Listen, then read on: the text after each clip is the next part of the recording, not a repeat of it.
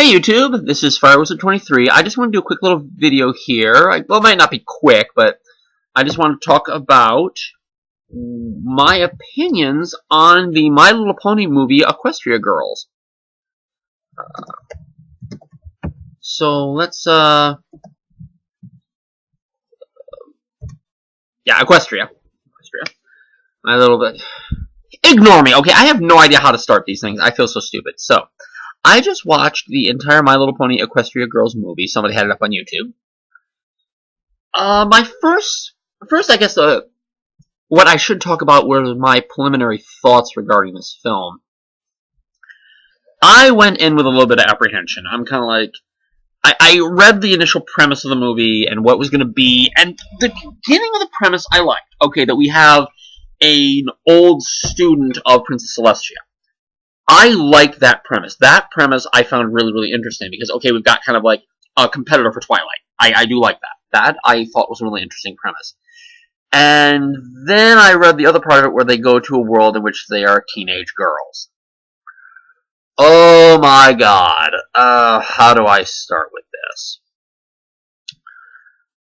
So, well, let me give a quick, spoilers, quick little recap. So, My Little Pony, what happens here, Equestria Girls, Twilight Sparkle, this happens just after the events of Magical Mystery Cure, the last episode of Season 3, where Twilight Sparkle became an alicorn and became a Princess of Equestria. Which, I want to say, I always kind of found it interesting that the Princesses of Equestria are, the rulers of Equestria, essentially, are not based on a lineage, they're based on people who have certain qualities, and I do like that. And so, she's now a Princess of Equestria, she's now an alicorn. And during the night when they go to the Crystal Empire for a conference or whatever, the former student of Princess Celestia, Sunset Shimmer, comes through a magical portal and steals her tiara, which is the magic element of harmony, and takes it back to the portal with her. And Twilight is tasked with going into the portal after her to recover that element of harmony, because otherwise the other elements are useless without it. So she goes through, and Spikes joins her as well, and what she finds is she is transformed into a human girl. And of course there's a bunch of little bits of her trying to adjust to being a girl, which are obviously very, very funny, because she's used to having an anatomy that is a pony versus being a person. And lo and behold, we discover that there are equivalents of her 5 friends here in this world, and she also discovers Sunset Shimmer. And we are at Equestria High School, where Princess Celestia and Princess Celestia is now Principal Celestia. I hope I'm saying that right. And Princess Luna is Vice Principal Luna. And we see various other characters pop up here and there as well. And my first gut thought about this, and it's a quest to recover the tiara. So my first gut thought about this is like, oh, that's wonderful. You know, we're gonna see a lesson about friendship from high school girls. I'm like, oh no, this is gonna be a Mean Girls thing, isn't it? And I never saw Mean Girls, but I understood at least what the general premise was. You know, the backstabbingness that happens among girls in social cliques. And I want to be fair, at least they keep it to just Sunset Shimmer. It's not like she has like a posse of girls who are just mean and are mean girls. They don't do that. It's just Sunset Shimmer was the issue. Which I'm kind of like, so wait a minute, this one girl, I mean, why isn't... Maybe I'm just sort of biased, but why doesn't someone just beat her up or something? You know, why are they putting up with this one girl who's a troublemaker, really? I would think if just one girl was causing this problem, you could pretty much take her down pretty easily. And she seems to be doing most of the stuff pretty much in plain sight, so why, yeah, I mean, we have the same discussions about bullying we have now, you know, why doesn't anyone do anything when they see it happen in front of them? But really, it's one girl. It's not like it's this whole school-wide problem. It's this one girl who is literally causing all these problems. What the hell is everybody doing? But why is everybody so afraid of her? She's one girl. I tell her, step off, bitch. So, I have to say, I found this movie underwhelming as compared to episodes of the series. I felt the episodes of the series make a much bigger impact than this film does. Because I think the film is trying to see if... I almost feel like this is a pilot for... This almost seems like a pilot for another series. That's what this kind of seems like. Like, we literally pulled Twilight Sparkle in here, and we're trying to see if we could actually pilot a whole new series in this direction. And I'm like, no, this doesn't work. Because the things that we liked about the characters in My Little Pony, Friendship is Magic, is the fact they were ponies. We don't like these human characters. And yet, they act just like the characters. In fact, they're named just like the characters. There's Fluttershy, there's Rainbow Dash, there's Rarity, there's Applejack, there's Pinkie Pie. All the other characters are there. They act exactly as we like them, but we like them as ponies. And I think we kind of liked the fact that they had that... I think because they were horses, they're a little more accessible, whereas if you make them teenage girls, I am less interested in watching these characters as actual humans than... And from a brony standpoint, I am much less interested in watching these characters as teenage girls than I am as ponies. I want to see them as ponies because I think they're much more interesting characters. I can suspend my disbelief with their personalities a little bit because we are in a different kind of a world. I can accept the fact that, okay, we're going to have Pinkie Pie, who's just crazy. We have Applejack, who works on the farm. We have Fluttershy, who works with birds and animals. We have Applejack. We have Rainbow Dash, who's really competitive. We have Rarity, who's about beauty. It worked a little bit better when they were ponies because... And I read this somewhere on like a blog or something like that. It almost seems like we've regressed, whereas in My Little Pony Friendship is Magic, when we're in the series, it's like they're young adults, whereas here they're teenagers. We've almost regressed a little bit, and I have to agree, I kind of have a problem with that. We've kind of taken them a step backwards. So let's talk about the main conflict in the movie. The crown has inadvertently become the possession of Principal Celestia, and is going to be the winning tiara of the winner of the Autumn Festival or something. Can't remember what it's called. So Twilight says, "Okay, I'm gonna run for the Princess of the Autumn Festival, and I'm gonna win." Okay, that's her choice. And we get a lot of antics of her just trying to figure out how to be a human. We get a lot of antics where she just does not understand the human world. She has to come to grips with the fact that she's not four-legged, that she has arms now, that she doesn't have her magic. That's a big issue that she has at first. And she has to gain the confidence, she has to gain the votes of the student populace. And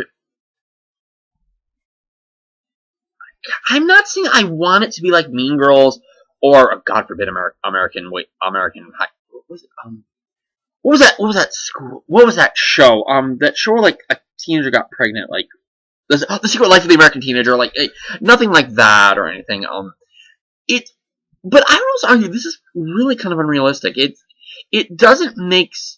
Well, in a way, if we only have one aggressor in the whole movie, I guess it does kind of make sense if they're that swayed that easily, and teenagers by the very nature are easy to sway.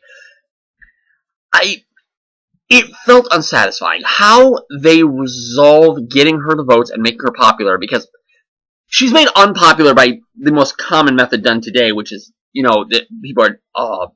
the Sunset Shimmer smears her on, like, social media. Like, look at how silly she is, look how stupid she is. Ha ha ha, look and point. And it wasn't satisfying. The movie is not satisfying on that point. It's like, well, okay, we kind of knew that was going to happen.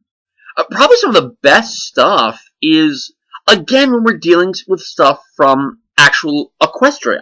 When we're dealing with stuff about that, when we're dealing with the actual element of harmony, are probably some of the most interesting things.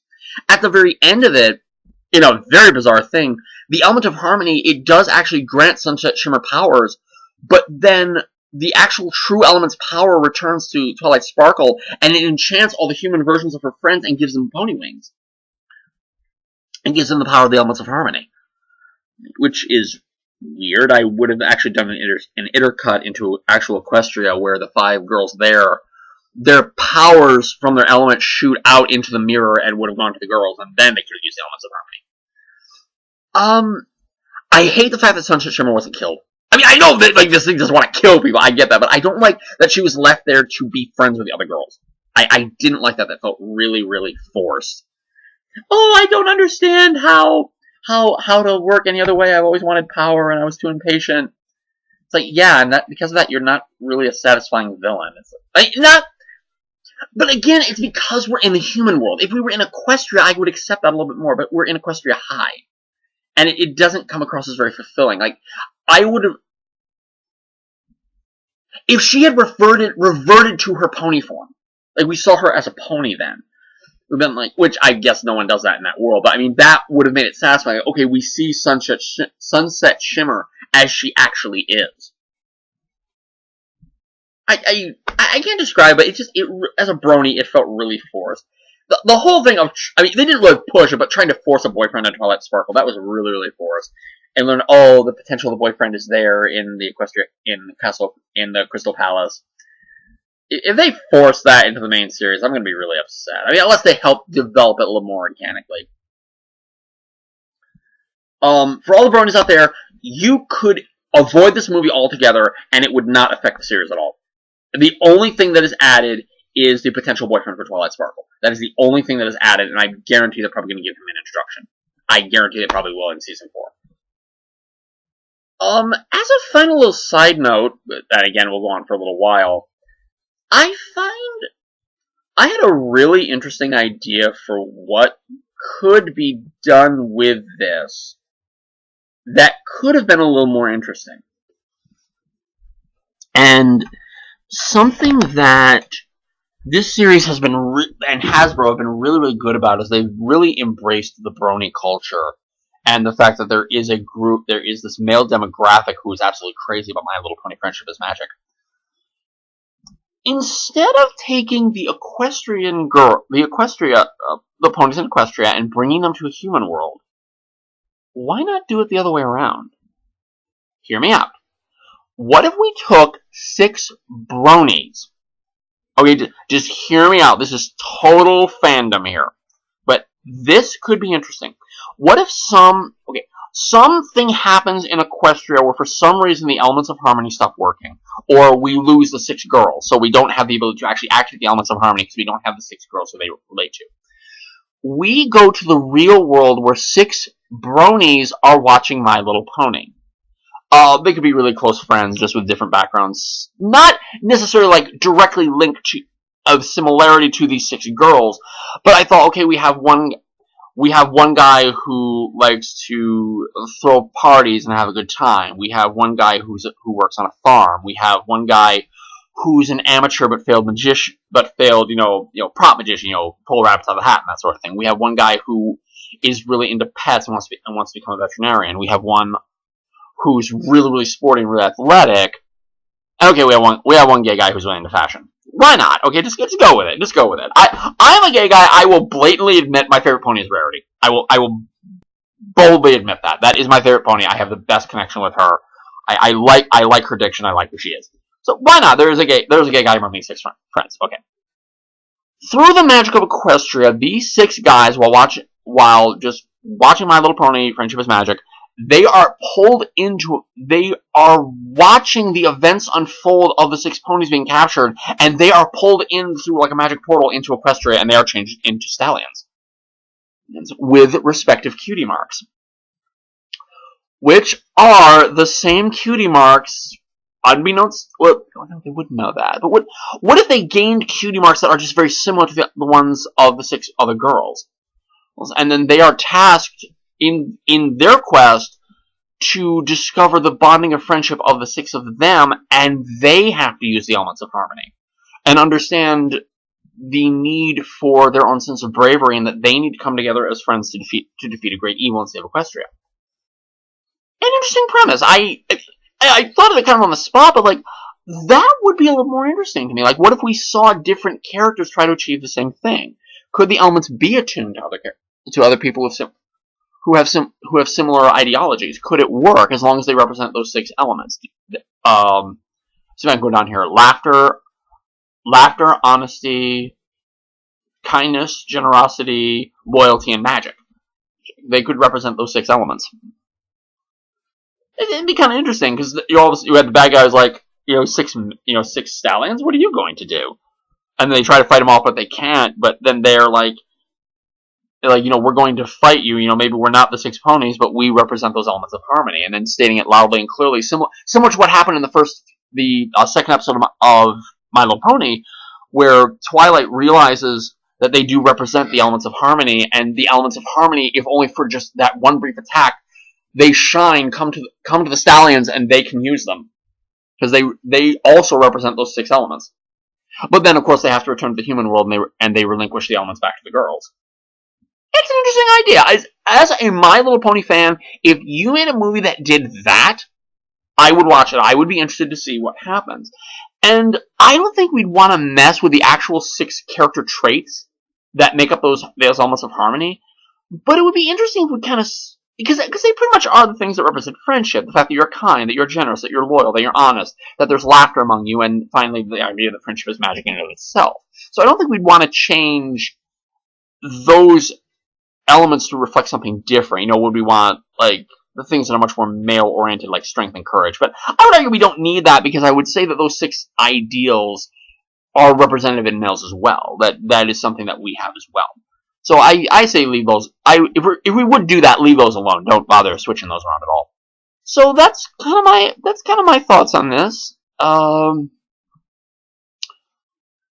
Yeah. So that's My Little Pony, Equestria Girls.